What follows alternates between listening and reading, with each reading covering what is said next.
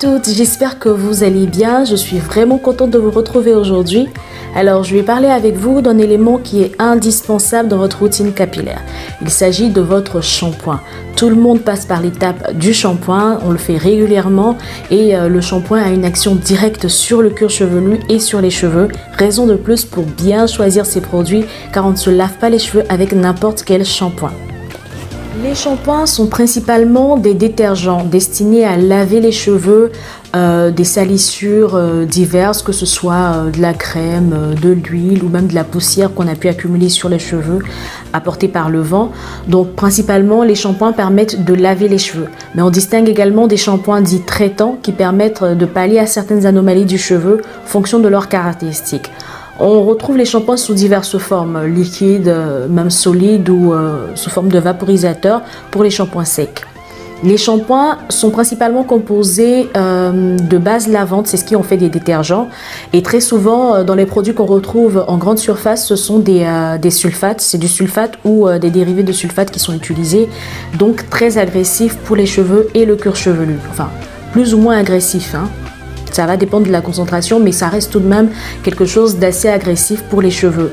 On retrouve également dans la composition de l'eau distillée, des adoucissants, des colorants ou même des conservateurs. Bref, un ensemble de produits chimiques qui viennent quand même avoir un impact pas toujours très agréable sur les cheveux. Le pH des shampoings est compris entre 5 et 7 et c'est une information très importante. Je vais vous expliquer pourquoi.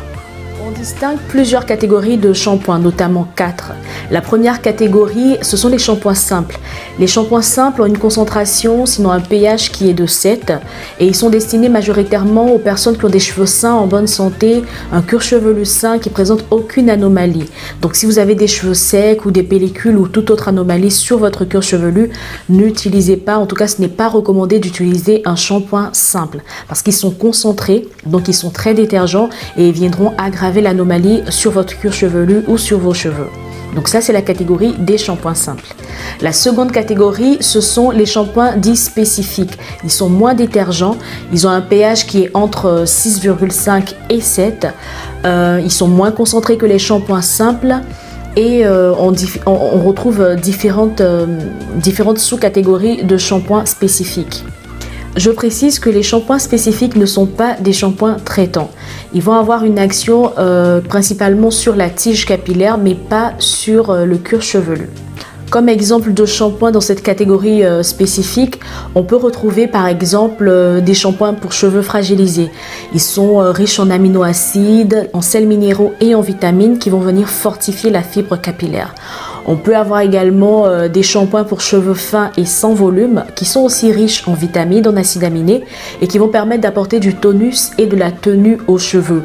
On a en troisième catégorie, sinon en troisième exemple que je pourrais donner dans cette catégorie-là, des shampoings pour des reflets, donc des shampoings qui sont surtout conseillés aux personnes qui ont fait des colorations.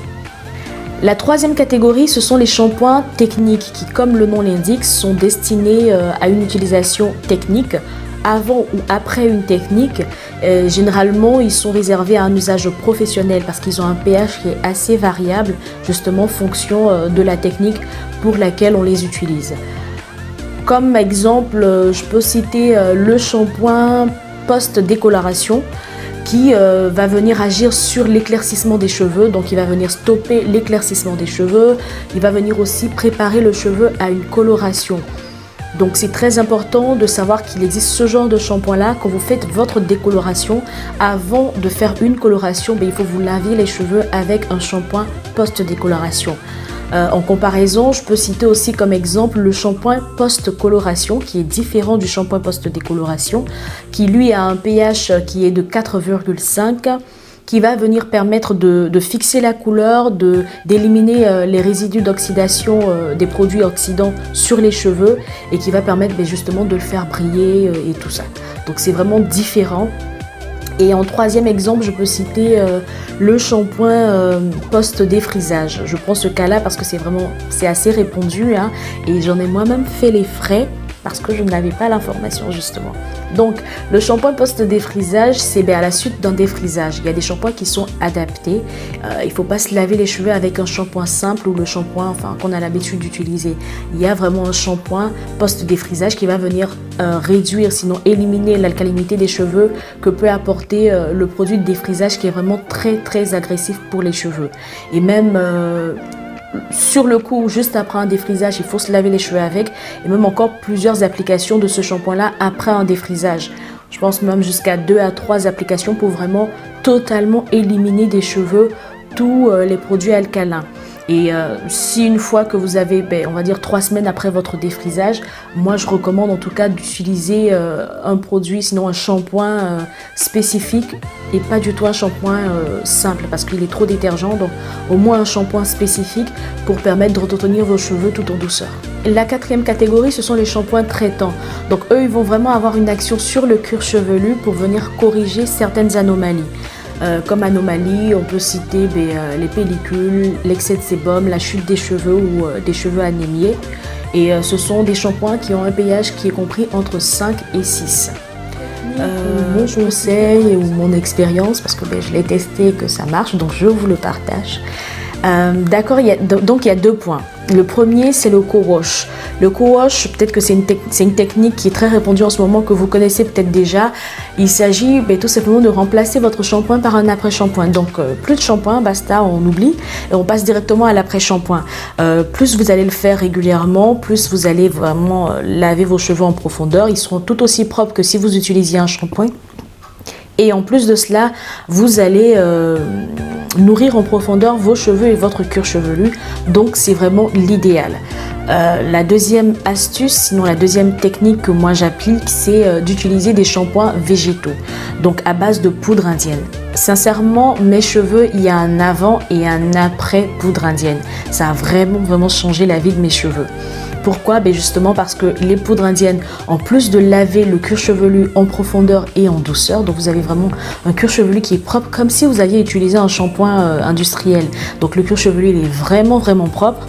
Les cheveux sont propres, débarrassés de tout résidu. Mais en plus de ça, les poudres indiennes vont permettre de renforcer la fibre capillaire de vos cheveux, de dynamiser votre cuir chevelu, de favoriser l'oxygénation au niveau du cuir chevelu. Et donc qui dit oxygénation dit meilleure circulation sanguine, et qui dit meilleure circulation sanguine dit bien évidemment repousse des cheveux.